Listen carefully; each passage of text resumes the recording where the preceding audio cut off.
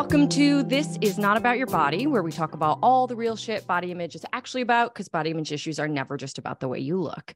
I am your host, Jessie Nealon, and today I have Vishnu Ravisangar, who is a clinical researcher with autism. And today we're going to talk a lot about the lived experience because he's someone who I met and was just like, could not get enough listening to the way that he sort of processes the world. And I just found it so deeply interesting.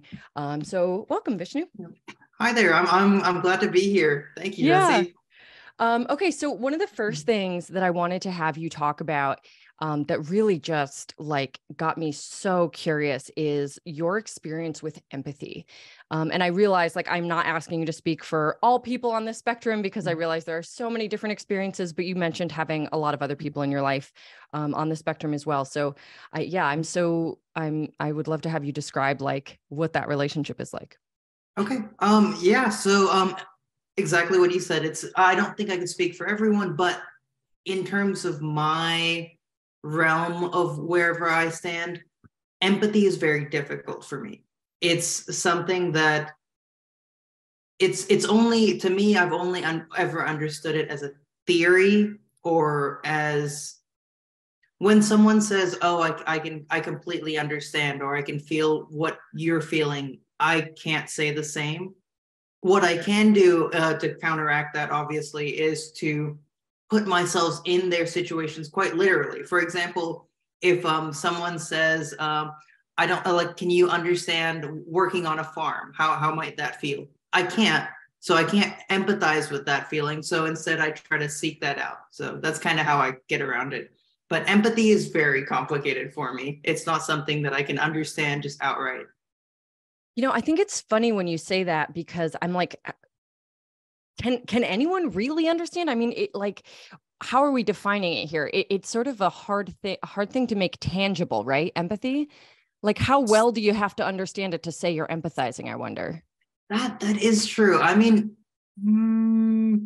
I've always felt like when someone says, "Oh yeah, I feel where you're coming from," they actually felt.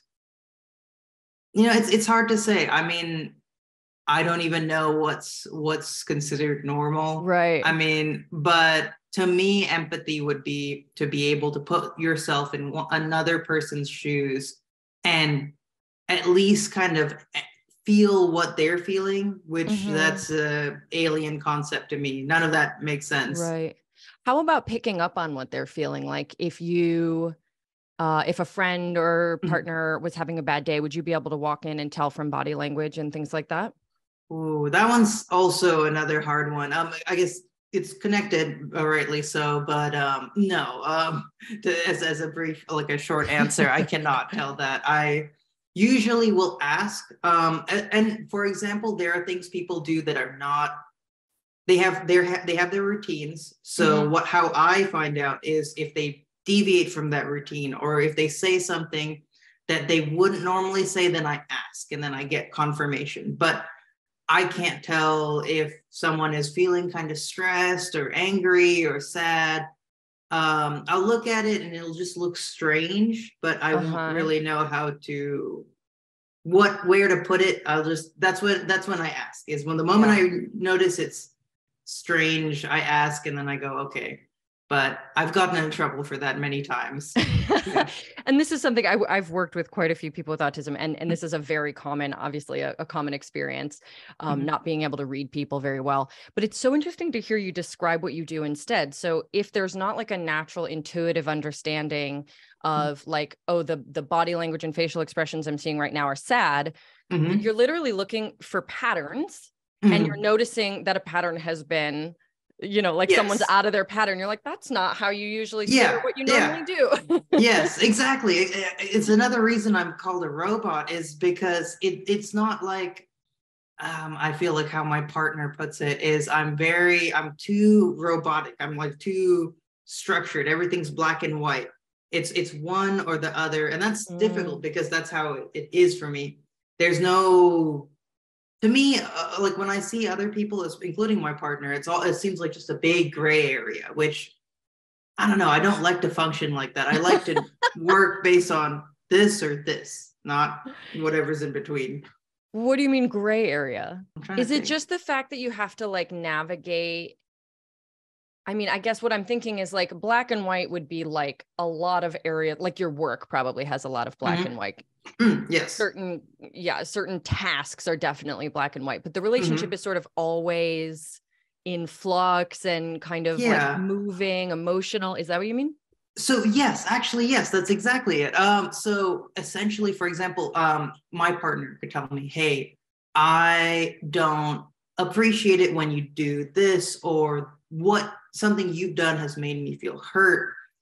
And my solution is to never do anything within that to trigger that emotion again, because now I've got, but that doesn't work very I well. see. Yeah. Just saying, oh, I said such and such, or I overstepped this boundary this time, never again. That's my solution is to avoid causing that emotion ever again. Whereas Uh-huh.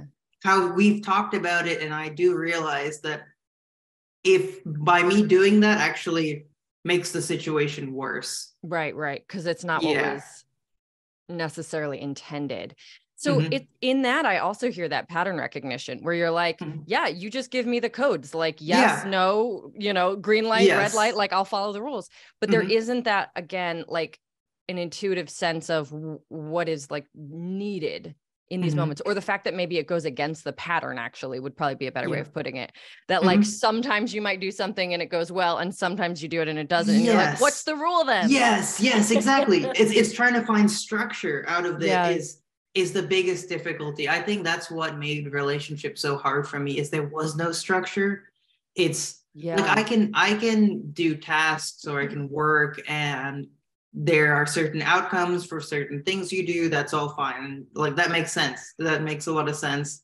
But people and all of that just they never do what well sometimes they do what's expected, but a lot of times they don't. So That's true. They're that's so inconsistent. exactly.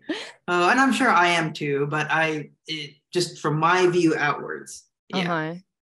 Okay, Mhm. so with this question around empathy and Mhm. reading emotions, I want to have Mhm. you talk a little bit about your own experience of emotions. Like, how do you know if or when you're feeling an emotion? How do you identify that in yourself? Mm. That one's, I don't know if I've ever really solved that or like I know I feel things. I know they are there. It's just and you see this is where I'm not sure if this is just normal or but how I process emotions are I don't really know if there's a right way to like if for example something is done and it's upset me, I recognize that I feel it's usually very, very simple. It's like something would make me uncomfortable or not uncomfortable. Something would just make me uneasy. And that's an emotion. I don't know. Yeah, yeah. It all, there's no clear boundaries as to like whether I'm angry or sad or happy. Mm. And Do you yeah, feel it in your that's, body? Do you have like a sensation in your body that's like an emotion is here versus an emotion is not here? mm, Because I would say that's something I help clients do sometimes is like if they have trouble like tuning into their emotions, I might have them like notice where do you feel sadness in your body? Is it different than where you feel anger? Like because there's sort of maybe like a tightening of the chest or sort of a clenching in the guts. Like these are sort of physical sensations that can make it easy to oh, connect to. I have noticed that. Like when I'm Yeah. sad, I like, for example, like when I'm angry or whatnot, I have like it feels. No, I can see what you mean. Like my body feels angry. Like I feel. Huh. Yeah, I see what you mean. And then sadness. I don't know if I could pinpoint it to a certain body part per se, but I'm not I mean, this sure. is hard for everyone. This is like I'm Yeah. asking you very tricky questions, but what fascinates me, I think, is the way that you happen to be someone who's thought so deeply about the experience of being you and how you process, that you can really speak into some of these experiences on a level that is, I think, just really like we don't get to hear much of. Yeah. And then of course, the fact that there is still, I mean, I think it's getting so much better. The social stigma around autism and, you know, being on the spectrum is changing pretty rapidly, but there's still like you said, robot, right? Like every single one of my clients on the spectrum I've ever worked with have been called a robot at one time or another. Yes. And it's just this, it's like this horrible insult that is just basically like, I don't see you as fully human because you don't exactly respond the way I'm used to. No, exactly. It's so I guess to answer, well, no, you're absolutely right. It's just difficult. Oh, actually, I completely forgot where I was going with that. Sorry. Oh, that's okay. I wanted to hear about how you experience emotions, in part because I think a lot of people on the spectrum read as though they don't have them and then can't communicate what that experience is like. Yes. So with that, yeah, like for example, I know I have emotions, but I usually, so I think this is something commonplace, or I assume you've seen it too, but where people can just shut down. And not, I don't mean shut down as in like hide away or whatever, but I mean, it looks like they're there, but they're not there. Yes. I don't know if you've ever seen that, like Absolutely. shutting off emotion. So that is something that I have done, people I've watched, they have done it. And you're able to just like function without emotion. And there's almost no drawbacks except from the emotional connection point. And that actually is where I used to feel the most comfortable until I got into my first committed relationship, which is this one, where it's forced me to pry open even myself and look at the emotions. Before this, whenever I felt a certain thing, or even it began to feel bad, I would immediately just say, well, I'm not feeling that anymore. And I would just continue. And friends would always look at me and go, are you not hurt? Are you not feeling, do you need a beer to feel better? Or I don't know. Like they try to cheer me up, and I would tell them, no, I'm perfectly good. Like, I'd sound a little different. I believe that's what they've told me. But beyond that, I function well. Yeah. And I don't know if that's a coping mechanism of sorts, but it has helped. But in a relationship, it has been very detrimental. So it has its pros and cons. Yeah. So something about that that's really interesting is that you just said it doesn't have a downside. And I experience it for myself as having a downside, because to me, I shut down when I'm like overwhelmed, usually in some kind of like relational, you know, something's like triggering something, right? I'll shut down into like it's like my whole body gets really still and really tense, and I'm like sort of clenching, and I go completely numb, and I don't feel any of my emotions anymore. And I'm just like, it's almost like I'm like disembodied. I feel like almost dead inside. But to me, it is very unpleasant. It has a downside. And what you're describing is more of like a neutral state. It's actually fairly nice. I will say, like, I've been able to grow about, like, I've handled stressful situations, bad situations in a way that I can look back and go, oh, I did that really well. You know, like I'm really happy with how I went about that. And I attribute it to, like, I was able to like not be influenced by what was going on, not be like to act in a rational way in my mind, I guess. So that's why it was so positive. Yeah. Do you think that makes you particularly great under pressure? Like, would you be like, everybody wants you on their like apocalypse survival team? I don't know. I don't know if they would want me on. I don't necessarily have a lot of the good skills you might need, but I think it does help whenever we've like whenever I've been with friends or been with family and there is something stressful that happens, I'm the first to be able to go and categorize and say, okay, this is what we need to do now, later. And that's definitely a plus, I would say. Yeah. So, I mean, that is cool, because I definitely identify the other way. I feel like when I get emotional, I am like, it is hard to come back to being grounded.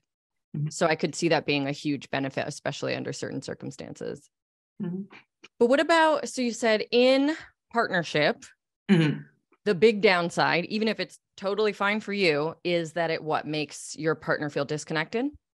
she like the way my partner has phrased it is essentially she's talking to an inanimate object essentially, because I respond. It's not that I shut her out or anything like that. I do still respond and everything, but she said none of my words seem to carry much weight. It seems like she's just plugging in numbers and numbers are coming back out to her, or she says don't do that and I say okay, I won't do that. There's no give or take. It's just yes, no. How do I do this? No, I cannot do this. It's very systematic instead of having, I don't know if there's a metaphor, or I can't think of a good metaphor to describe it, but essentially the push and pull and all the irregularities of a fight even do not exist when I am shut down. When I've shut down, or when I have kind of closed off my emotions, I just go about it like, what's your issue? How should we solve it? Like it's very methodical, and it helps in certain aspects, but in others, there's a lack of. I don't actually know what the issue is. I can see it's complicated. I hate to say it like that. I know it's important, but I don't quite.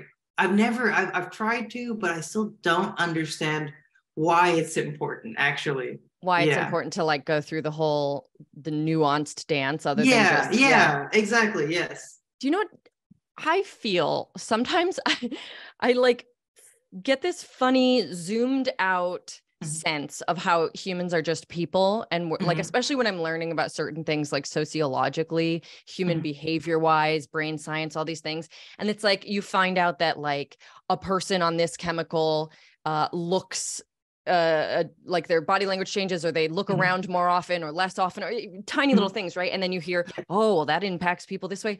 It just makes me really understand that humans are just playing out like a biological dance most of the time without realizing it. Like someone clenches their shoulders and the other one like responds, and it's just all happening below the level of consciousness. And so I feel like you're saying basically the issue is you can't understand because you can't understand. Yeah. Like what the problem is the exact thing you're not playing. Yes, exactly. Yeah, like no, that is very well put. Yeah, it's exactly like I'm just looking at a situation that does not make sense to me. So I have to try to like look at resources, talk to my therapist, and basically regurgitate these situations out to either a website or to a person, and let them interpret it for me. It's sad to say, but let them interpret it for me. Interpret it in a way that I can understand, and then I go take that information and apply it to my day-to-day life. Yeah. So it's always been helpful to have people around me who I can like bounce things off of, because without that, I feel like I feel kind of closed off, because I don't have. They're almost like my interpreters. Yeah, I hear that. Now, this is sort of a weird question because it's not like you can know another way of being to really answer, but do you find that frustrating? It almost feels like not speaking the native language or something. Oh, absolutely. It's always been frustrating. I mean, well, actually, I take that back. It's been frustrating in the emotional aspect of, for example, getting close to people, getting close to friends or relationships. Those two, it's been really difficult. However, when it comes to just going about day-to-day life, like my traveling, me going out to new places, doing new things, or job opportunities, it has always been a plus. I've always been able to use that to my advantage, because I lacked the fear of looking. Because I couldn't empathize with people, I didn't care what people thought of me. Amazing. So I could just do whatever. I could apply for whatever. I could, because I couldn't read people, I was also more direct, which is also another thing very appreciated in a company setting. Is I can tell them, hey, this is something I do not like, straight to a person instead of going up to HR. I would talk to that person directly without any fear of what they think or how their opinions change, because I don't understand that anyway. Yeah. So it doesn't matter to me. Yeah. So that in that sense, I think it's helped. Maybe there are negatives that I just haven't heard of, but from an exterior view, it looks good. It Yeah. makes a lot of sense. I actually have never even thought about that, the lack of fear, because you're not like wrapped up in, again, it's like this empathy, humiliation dance. Yeah, exactly. Like you're just not participating. So you can take whatever risk. And then if there are Yeah. consequences, you deal with them. Yeah, exactly. Yes, that is That a is perfect way of cool. putting it. If there are consequences, then I deal with them as they come. But yeah. Yeah. But you're not going to like do all of the legwork to guess what that might be and play it out in your Exactly. head, because that's not, yeah, that's Yeah. super interesting. So this actually brings up the thing I really wanted to talk about, which is your understanding of social cues. You already described how if you were to like walk in the room and your partner's upset, like what would you be using to guide your information about what's going on? Yes. A lot of social cues, you know, they're complicated, they're constantly happening, they're usually unconscious. I mean, we're not aware that we're doing them, but we are constantly doing them. You described them as being very difficult to like read, pick up on, understand. So I was going to have you talk a little bit about that. So, would you like to know how I've kind of gone around that, or what? First, what you mean by it? Like, can I hear an example of like a social cue you might not like understand or pick up on that maybe is notable? I think one of the, let me think. You gave me the example before. Oh, sorry. Go ahead. Oh, sorry. So probably one that I can just think of are when someone's uncomfortable. Like I can't tell when they're uncomfortable. Like I know that there are like loss of eye contact, and I mean I can remember all those things, but like I'll try to look and like watch for eye contact, like see if they break it quicker, or if they're like crossing their arms or shuffling around, or but that's one of the hard ones. I've made people uncomfortable. I've asked questions. So let's say one good example was when I was in college. I asked a friend how much they made, and they answered me, and everything was fine. I thought so. And later on, a friend of mine came up to me and said, "Hey, like you made him really uncomfortable." And I didn't believe him, and I asked the guy I had made uncomfortable, and he was like, "Yeah, you made me very uncomfortable." And those are situations that can happen if I'm not careful, can happen very often in my life, is where it's not just uncomfortability, but all the whole range. Yeah. So uncomfortable, that makes a lot of sense given what we just talked about in terms of like difficulty picking up on emotions and that sort of empathy thing. But you also mentioned not knowing what would come off as offensive as a very similar place. Like you might not know once it happens, but also you don't necessarily understand which things are going to be offensive and which won't. Yes, for the most part. Where do you think that comes from? So stuff that, where do I think that comes from? Let me think. Or like, how do you experience it? Yeah. Any insight is fine. I don't mean to be too literal. With like what offends someone, that I know what, for example, what you see on the news or media, like media, or I even ask people what they find offensive, and I kind of go off of, for example, I like, for example, even now, I don't know what I can bring up that's offensive and what I can't bring up. To give us an example. Yeah. So I'm trying to think of something that's not too controversial, but see, I go off of society standards, like what I see on the internet that people are always bickering about or have strong opinions. I know those are more likely to create issues, but only because I've seen other people have issues with them. Like racism is a big one, because, for example, for me, like I know that's definitely a topic that if I were to like talk about without much care, I could offend many people.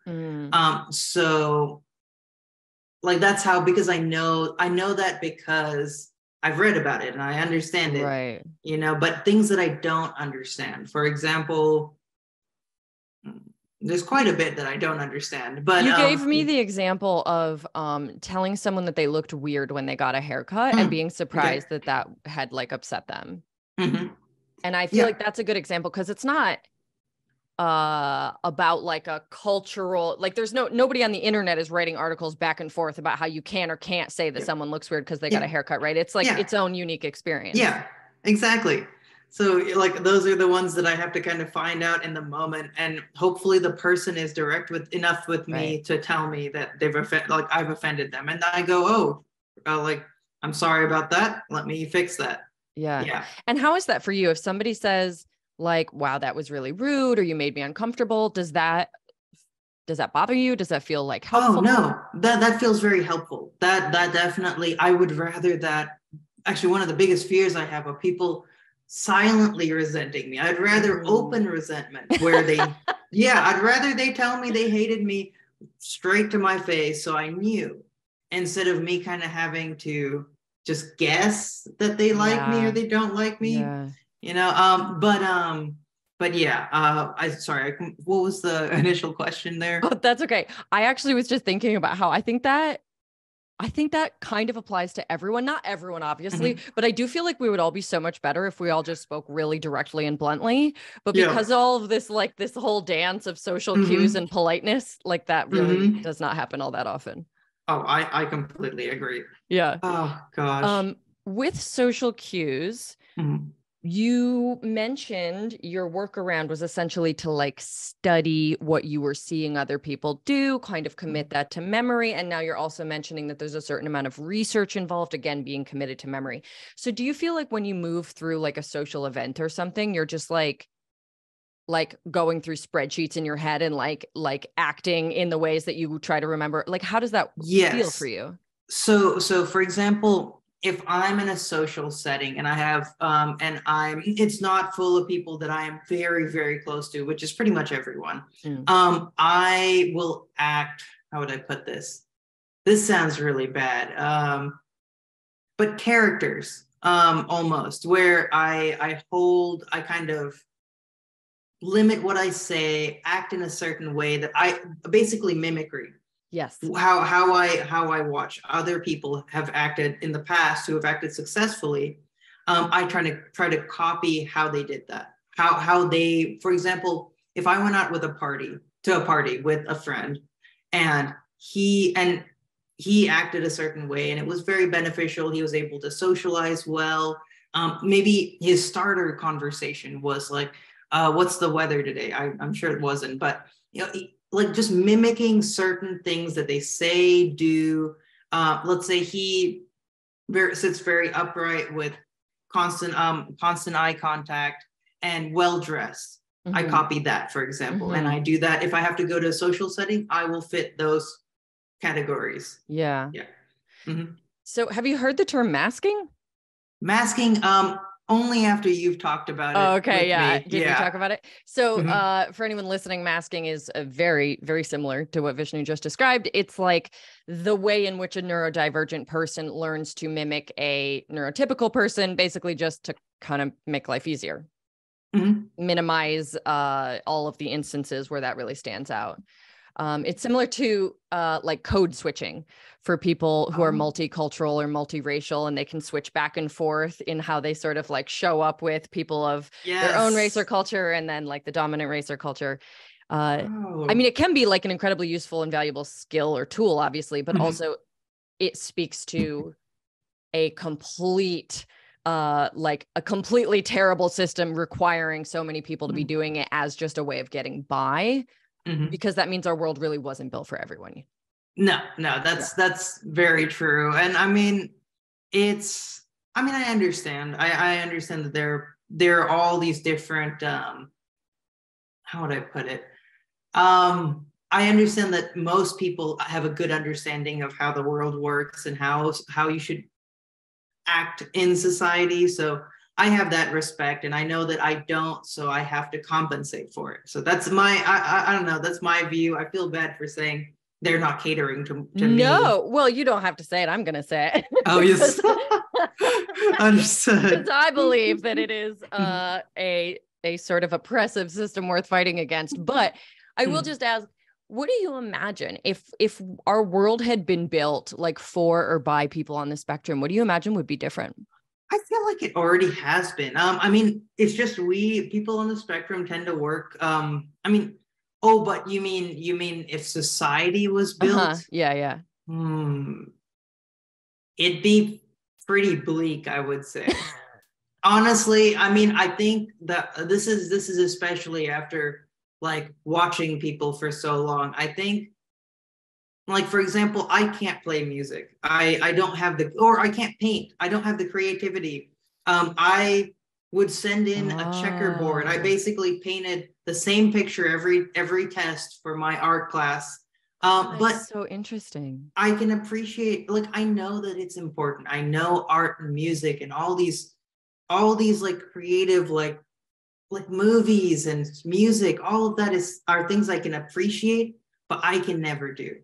I don't have the Mm, creativity for that. And I'm sure some people with autism do, but for me and how I see the world, I know that I just can't, I don't have that creative flush right. or whatever you call it. So Huh. that's something.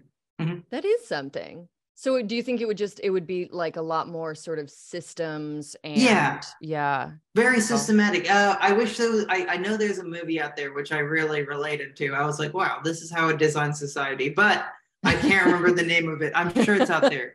But yeah, it was very successful, very, like, I mean, it did well. It catered to people in the sense that like everyone got their basic yeah, needs yeah, and yeah. everyone's needs were met, but it was very bleak and it was very, it, I don't know. It just wasn't very fun. If, That's so yeah. interesting. You're making like a super excellent case for just neurodiversity in general. Like it takes Mhm. all types, right? Yeah, it does. It really does take all types. Yeah. Mhm.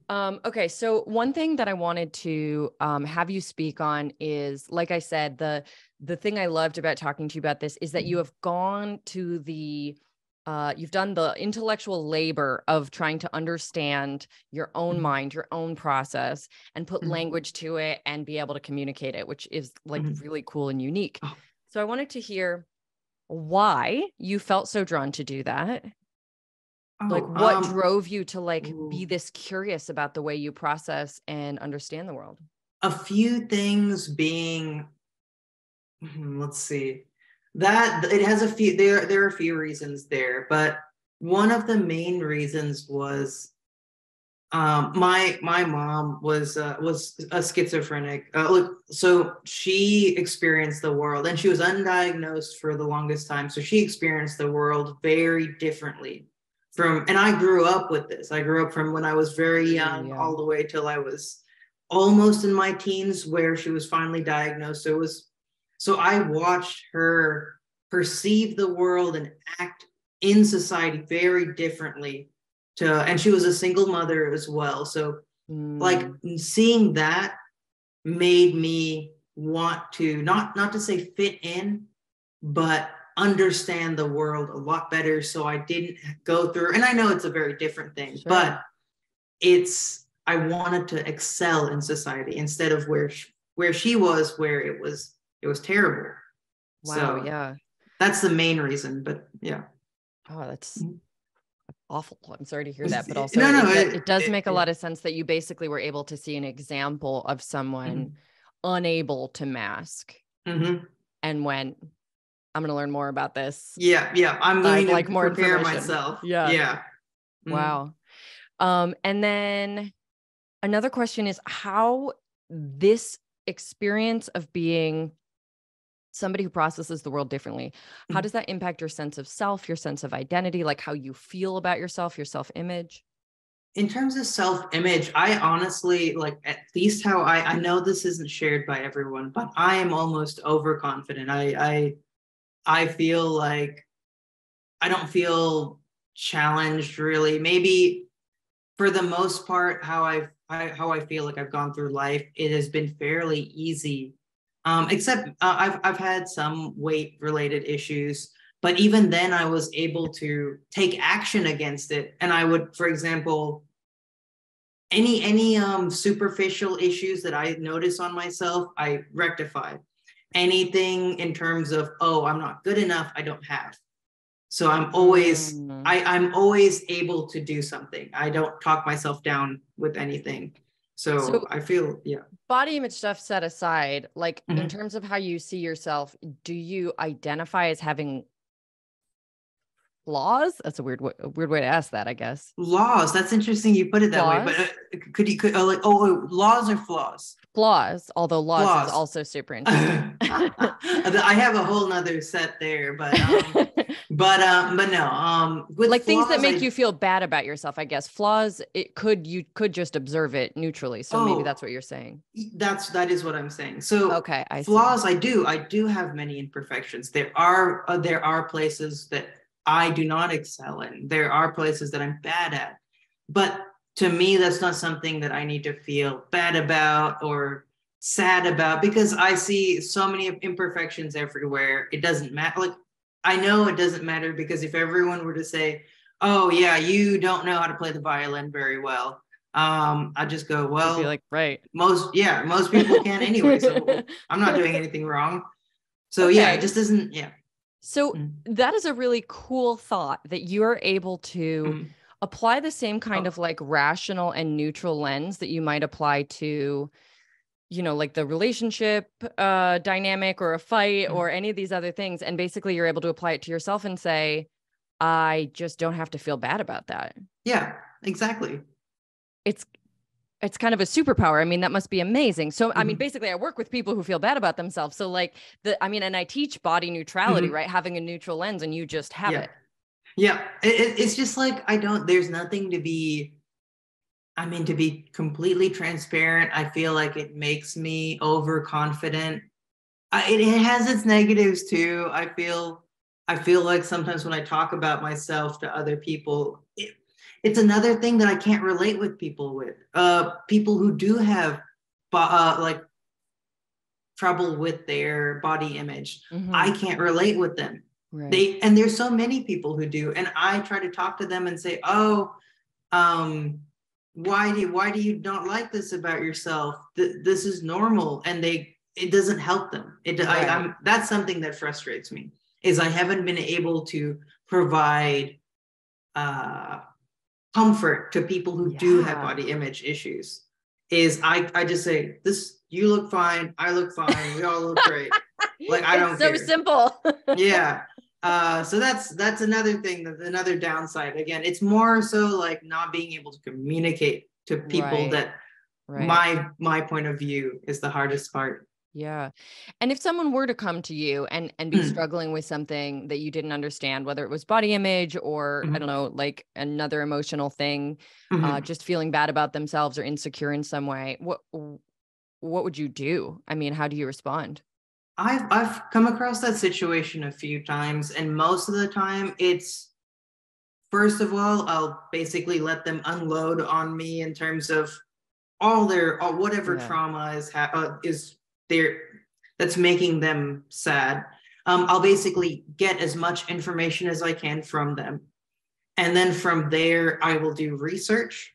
I will go and it's I know it's weird, but no, I mean, Wikipedia, every like scientific journal, I'll look it up, or YouTube videos, but I'll basically try to figure out what tools I can provide them that might help them. That's how I've helped them figure it out. Or for example, I had a friend who was like really depressed, and his coping mechanism was drinking and smoking. And I was like, oh, and he knew it was, and I'm glad he knew that it was unhealthy. It's more difficult if someone doesn't acknowledge, but he was drinking and smoking. So I was like, okay, let me give you a different coping mechanism, and we started working out and going to the climbing gym. And by giving him somewhere else to like fixate his mind, so he's to distract himself, he got better. Or in my mind, he got better, because now he just climbs religiously instead of drinks religiously. Right. So that's how I solve. Yeah. You're a problem solver. Is that how you would want to be supported if you were upset about something? Like, does that resonate for you? Yeah. Yes, absolutely. I would really appreciate it and that's kind of how my therapist handles it, and why it's difficult for just a random person to help me is because you have to go about it a specific way, to where I understand it. But yeah, I would definitely appreciate it if people did. Do you then, if someone were to support you the way a lot of people want to be supported, which is by being like, I hear you, that makes sense, sort of like validating you, would you be like, yeah, okay, but what's the solution? Yeah, exactly. Oh, absolutely. People have done that in the past, and I just go, I see. Like, it really just, it doesn't do anything for me. Right. Like, telling me that you've experienced it doesn't matter. That's another thing. I don't quite understand why empathy. So that's another part. It's like, I don't understand why it's important when Yeah. it just matters how you react to a situation. And if I can add something to help you react to it, I'll take it. You don't have to empathize with me or whatever. Right. You just need to give me some good advice and I will take it. I don't know how to explain that. Sorry. No, I think you explained Yeah. it really well, because that's such a key component here.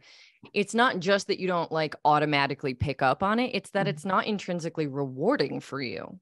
Like, it doesn't give you the immediate feedback in your body of like, oh, that makes me feel so much better, that most people are responding to without even realizing it in a moment of like comfort like that, you know, like, oh, that's so hard. I've been there. Like, those moments just are nothing for you chemically, like clearly.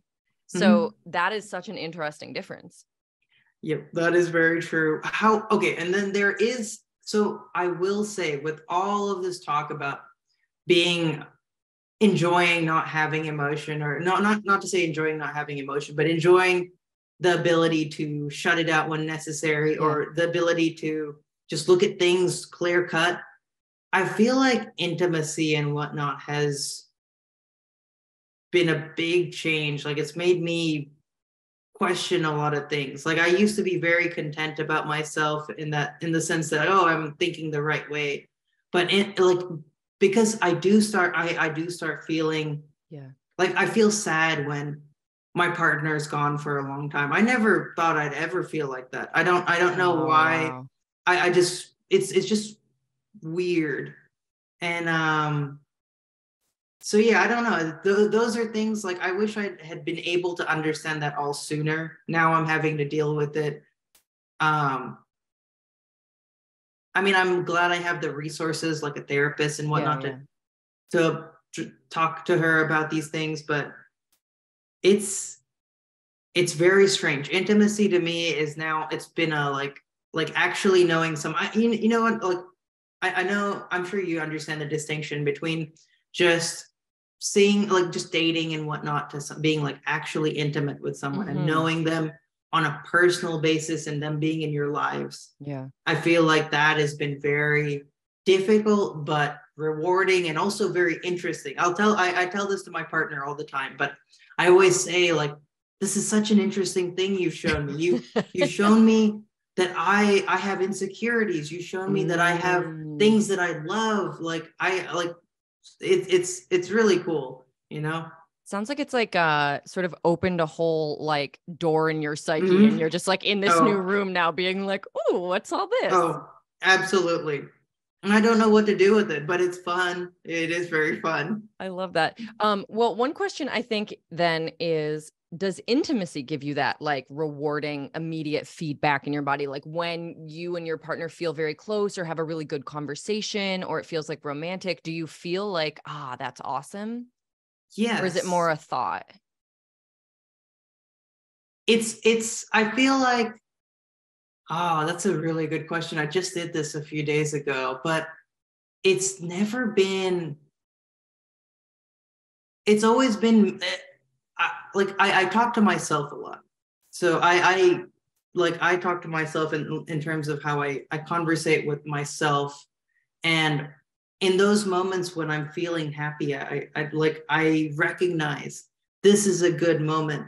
This is very good. Like, I don't know if I necessarily should feel anything, but I sure as hell know that I should. Yeah. And I know I look at it and go, wow, this is awesome. I'm having such a good time with this person. I'll make sure I remember it. But I don't know if everyone else feels something there. Yeah, there's no way to compare, really. Yeah, like, I don't know.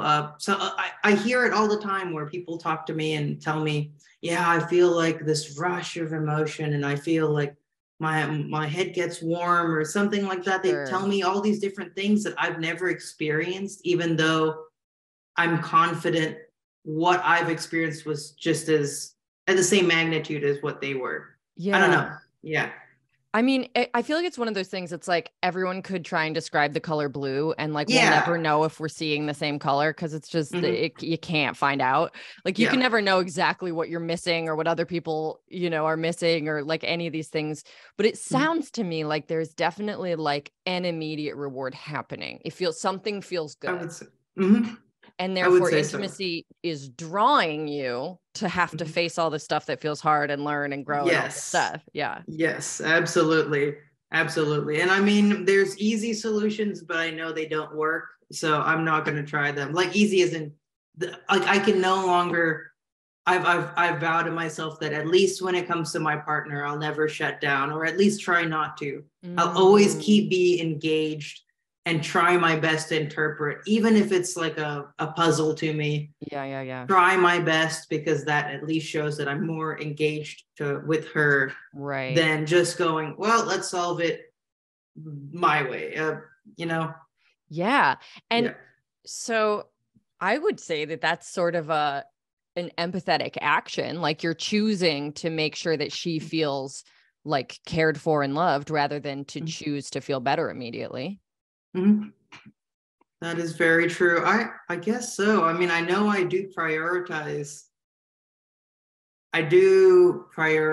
So yeah, I do prioritize my partner over pretty much everything. Yeah. So which may come a little bit from an intellectual place rather than the way you describe empathy as like feeling what she feels. But I do still see that as empathy. Oh, see, it might be. I honestly don't know if that's what you call empathy, but I mean, I definitely I will do whatever I can to ensure her happiness. Yeah. And if it means keeping my emotions engaged, I will do just that. And just with my friends as well, just like with my friends, I will do what ensures their happiness. And if it means that it needs change for me or I need to look at something a little bit more closely, I'll do exactly that. Okay, so this brings me to the most intense question that I have for you.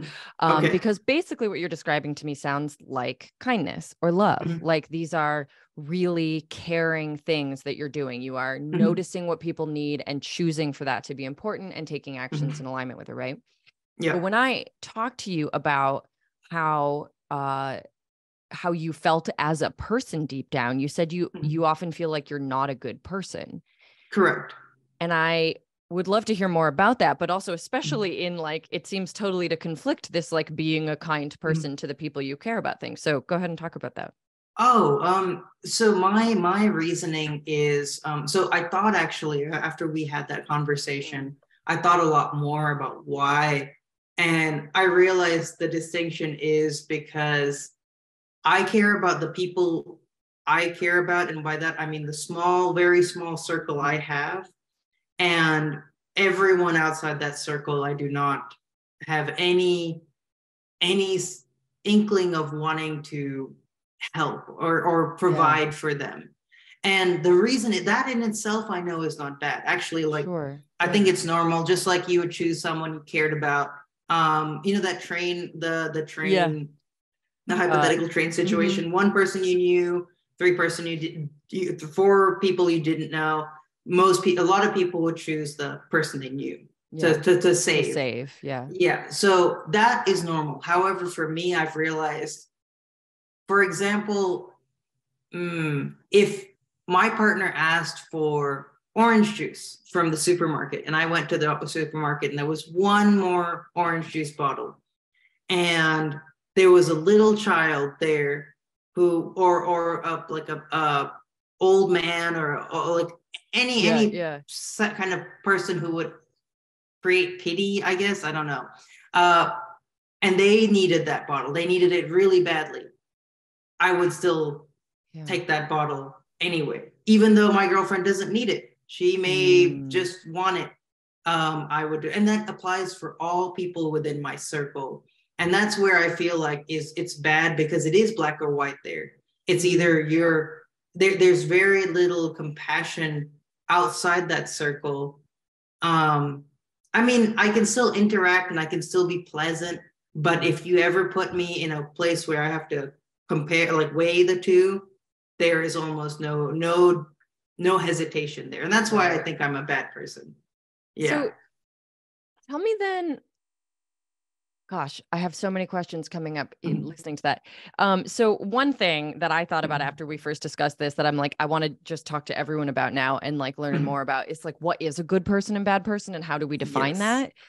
Because the way you're describing it is essentially you feel like a bad person because you are not experiencing like a connectedness or compassion for like the wider world, only for like a very select few that have gotten inside your circle. But what do you make then of like, gosh, I'm trying to think, like certain sort of hippie woo phrases, like we are all one, a lot of spirituality and religions will say that kind of thing. Like, what do you make of that? Oh, that's a good question. Well, when people say that to me, it doesn't really mean too much to me. I know that sounds really bad, but it really doesn't. It's not something you can connect to, the idea of like being a part of like this bigger bigger picture. No, I mean, what I can connect with is maybe being a part of the environment, like taking care of our wildlife, our plant life. That is something for some reason I can relate with more than taking care of our society, because I already have probably pretty negative views of it already. So it just doesn't interest me, nor have people proven to me that they are worth caring about. And I don't think that would change even if they did. I don't know. It's another hypothetical that. Right. Yeah. But just such an interesting thought, though, to be like, well, if you can have enough like love, kindness, and care to protect the people in your circle, that's good. And if you don't have enough compassion to sort of generally want to make the world better, I mean, you're certainly labeling that as bad. I don't know that it is. I don't think that it is, but I could understand where you're coming from. But like nobody can do that for everyone. So wouldn't it be? So this is where I think it's like the people I've met have kind of told, like, I don't know. I've met individuals out there who are genuinely compassionate, and they are able to be compassionate towards everyone, regardless of where they come from, regardless of what has been done to them. For example, it's almost like a Buddhist mentality where like no matter the harm you are inflicted, you are compassionate to all. That to me, and I've met individuals like that to me, if everyone was like that, we would have a utopian society. If everyone was compassionate towards everyone else for no reason, and even in the face of having something bad done to them. And so, I've met individuals. You are kind of holding like a pretty common religious like philosophy against yourself in this way. You're like charging yourself as bad the way that, you know, a lot of religions maybe would define it. Did you grow up with religion? I can't remember. Oh, I grew up with a few religions. Yeah. Okay. So do you think that's like, I mean, anything you want to share, but I feel like I can see how that influence might come up here because compassion is such a big pillar for so many religions.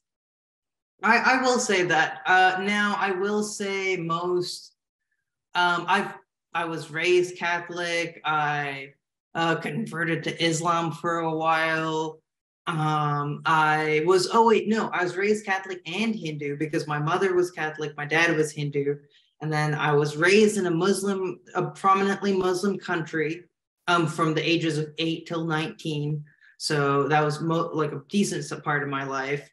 And then I came to the US and tried out Baptist Christianity. So that was fun too. But I think what I got out of that is I understand the compassion, but I felt like a lot of the people practicing religions, oh no, I don't want to say that because I have met people who were genuinely compassionate. You're welcome to say whatever, because well, first of all, I'm not religious, but I also feel like what I'm starting to hear you put together is something that I would agree with, which is there's a lot of hypocrisy among religious people. Yes, absolutely. Yeah, I always don't know what's right to say. Oh, It's goodness. okay. But yeah, there was a lot of hypocrisy. And while it claims to have compassion, claims to have like you are good to your neighbor and whatnot. Yeah. There rarely ever is, and it usually is. It is usually a mask for people to say that, oh, I'm a great person because I'm donating. Yeah. Whereas to me, that actually does nothing. It's for me, what I measure, how I measure a good person, whether that they're a good person or not, is looking at their actions towards another person and how genuine that action is. Like donating $2 million to a charity organization and someone helping an old lady cross the street. To me, helping the old lady cross the street means more. Even if the financial impact has a better impact overall, I'd rather. Why do you think that is? Why do you make that distinction? Because I feel like so many people do kind acts for some underlying reason, for greed, or just to feel, what's the word for it? There's a specific word to self-serving to make themselves feel better. Yeah. And I see so many people act or live their lives out to act like the better person, to act like they are better because of their actions. Yeah. And it just doesn't sit right with me. Whereas the truly compassionate people I've met, they expect nothing. They simply give what they can, but what they give I don't know how to describe it. I wish I could show you an example of a person like that, but I think I understand, because it feels to me like what you're saying is that there is when there's a catch, when it's like sort of done in order to get something in return, it doesn't feel genuine to you, and therefore it almost doesn't count, which again makes sense as sort of like a binary, like a black and white coding of what's going on. But then let me ask you, because compassion and empathy are super similar, right? Like empathy is sort of the ability to pick up on what somebody else is feeling and connect to it in the way of like, I can feel or understand that feeling. Compassion is sort of, God, I should definitely have a better definition off the top of my head here, but it's like to care about what they're feeling and feel, some kind of positive connection to what they're feeling, right? Like that's a little bit of a different definition than I do. For me, it's redefine it, because I don't know if that was accurate. No. I mean, I think that's more normal, but for me, it's how much you're willing to do. And like, if, for example, if let me put, it's a cost. It's a how much effort against how much cost it is to you. That's how I see it. It's like a big bar that, for example, if a homeless person who has very little gives me their dollar, that means a lot more to me than if a Wall Street stockbroker handed me $100. Right. Okay, so I just looked up the definition, and it is described or defined as sympathetic pity and concern for the suffering and misfortune of others. So it basically is, what you're describing is like how much are they willing to sacrifice on behalf of someone else's getting out of their suffering? Yes, exactly. And that does make a lot of sense. So if you were to just sort of do stuff that wasn't of any sacrifice, you're not going to read that as genuine compassion. Yes, exactly. And it's like because to me, it doesn't seem like there'd be anything then. And it's even worse than when there's something expected out of it, then it all goes into the trash bin for me. Yeah. But the reason I was asking is because I was thinking you do have to have, it says sympathetic here in the definition, not empathetic, but it does feel pretty similar. Like if for you're able to connect, not maybe to like the misfortune of your girlfriend who needs orange juice, obviously, but there is something there. There's a connection to her and caring about her experience, but you don't feel like you can connect to like this stranger who might want it in the store. I'm just wondering, is that about not being able to connect to feelings? That may actually not, that doesn't exactly. So how it would more so go on in my brain is this person who is here in my social rankings has asked for this, and now I'm faced with someone who I do not know and has not had any time to prove whether they are where they are. So I will value this, what this person has told me, over this person. It's more of a just all a ranking, a big pyramid of people. Okay. So yeah. So the reason I was asking is like, how much does this just have to do with being on the spectrum and not being able to connect to something? But it sounds to me like what you're really describing is like an innate, I don't know. Yeah. Hierarchy, like an innate ranking system. Yeah. That makes you feel like it is a hierarchy. Yeah. Yeah. Okay. Well, I could talk about what makes a person a bad person or not, and the philosophies behind it, and orange juice and all of the things forever. But yeah, anything else, as we kind of start to wrap up here, was there anything else that you wanted to talk about, or that we had like mentioned that you wanted, that we didn't touch on yet? I wonder, I mean, to be honest, I'd like to, like, I wonder how many, so in your experience, how many people have you, like, are there people who you think could be on the spectrum, but may not be as evident? I mean, there's all ranges. Yeah. So I just wonder how many of us are on the spectrum, if any. That is a fantastic question. I do feel like there's becoming more and more awareness of it. And so people are getting diagnosed at higher rates, which, if you look at it from the one way, it makes it seem like people are getting worse, but I don't think people are getting worse. I just think we're having a more complete understanding of what it can look like and catching people who aren't so extreme, which is a good thing, because it shows really like what the actual situation is, what the population of people, who have these like, processing differences are.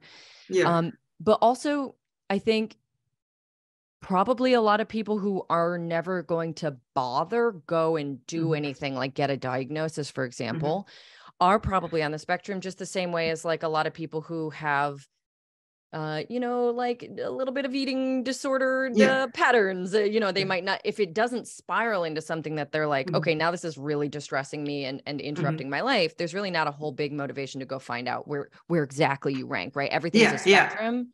And like, if you don't have a reason to, most people aren't going to go find out granularly where they are, So I do think that, and I think it's really interesting to talk to people who have diagnoses and they're like, basically learning about it for the first time in their 20s, 30s, 40s, whatever it is. And they're like, oh my God, this makes everything make sense. It's such a validating experience to have like a name to go with this experience, and then a community of people who understand and have written about it and talk about it.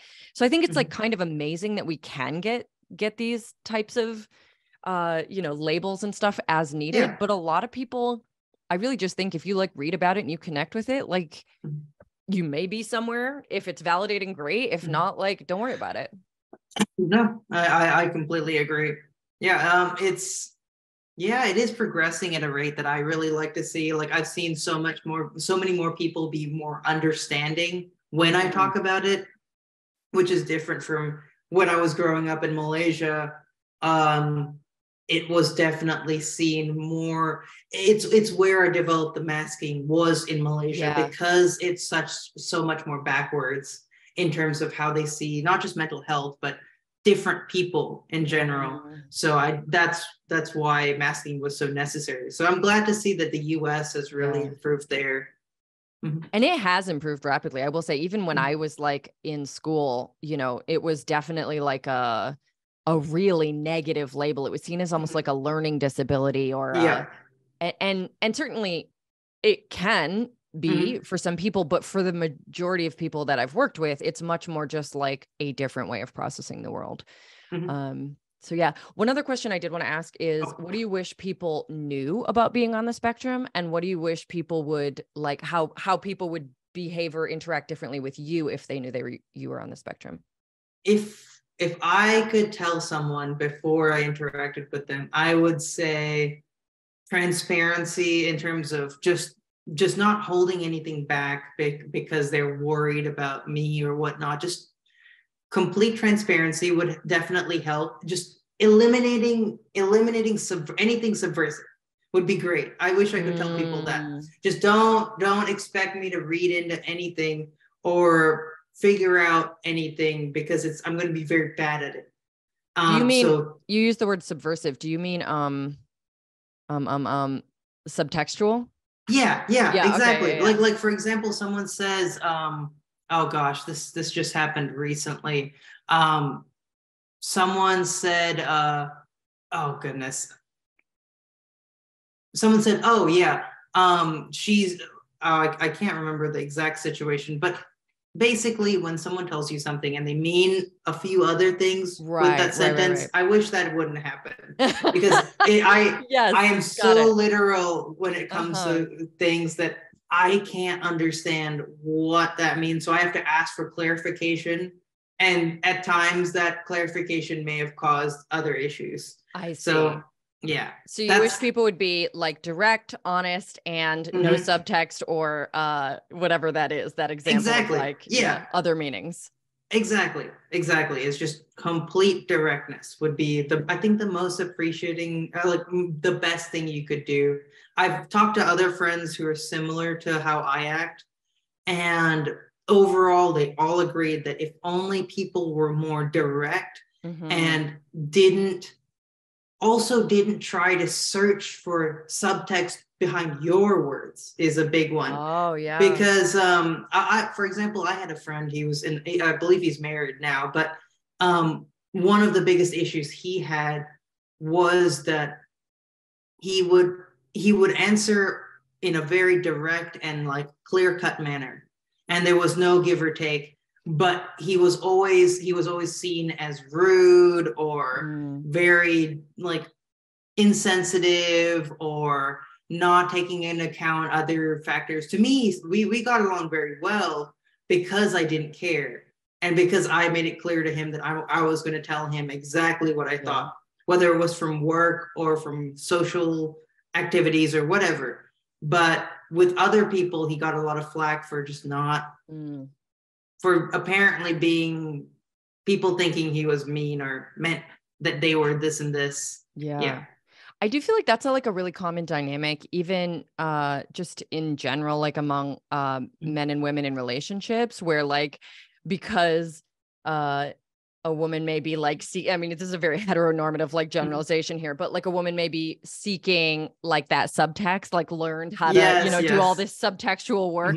And so she's like, well, what, like, what did you mean when you, when you said it in this way? And he's like, I literally didn't mean anything. Like, I feel like that's a very common thing, and just sort of being exaggerated when you process it the way you do. Yeah. I really think that's a good example, because I've noticed that most women I have interacted with are much more like emotionally aware, which is a really good thing until they're interacting with someone who isn't. And then it's an issue, because it's another reason why having a partner now has really given me a lot of insight, because I've never been able to look at emotion in the way I have now. Yeah. So that's a whole learning thing. Yeah. It's also something that I deal with in my work, because a lot of my clients are women, as you can imagine, with body image.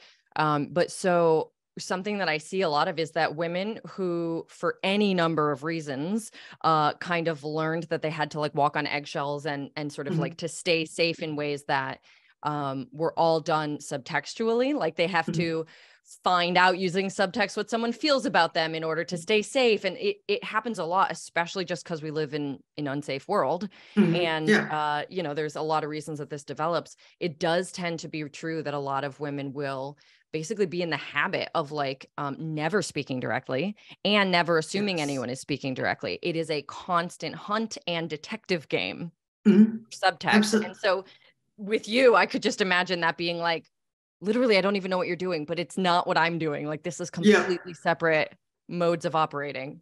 Yep. It was exactly like that. It was, it definitely helped that in my current relationship that I had an amount of time to truly explain what was going on, why I'm like this, I'm very glad I was very transparent with it. I had very few boundaries at that point. But had that not happened, had I immediately jumped into something, it would be very difficult to understand.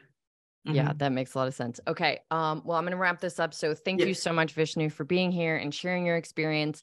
It's super important to me that we get as many, I think, voices out there as possible so that people can kind of understand each other across lines that they maybe wouldn't or don't have people in their life who can kind of explain it. So I'm really grateful that you came and talked about your experience.